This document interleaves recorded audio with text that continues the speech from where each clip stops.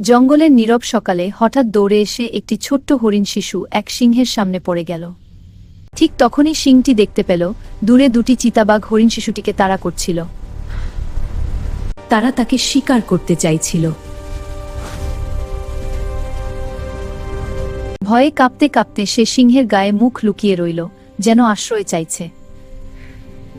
কিন্তু আশ্চর্যজনকভাবে সিংহটি হরিণ শিশুটিকে আঘাত করল না,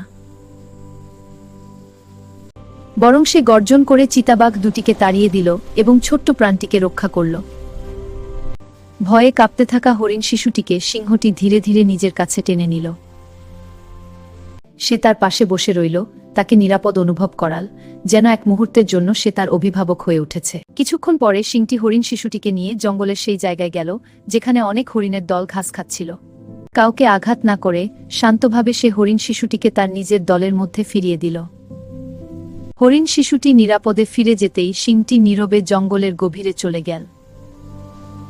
পেছনে রেখে গেল দয়া, সহানুভূতি আর সত্যিকারের শক্তির এক অনন্য গল্প।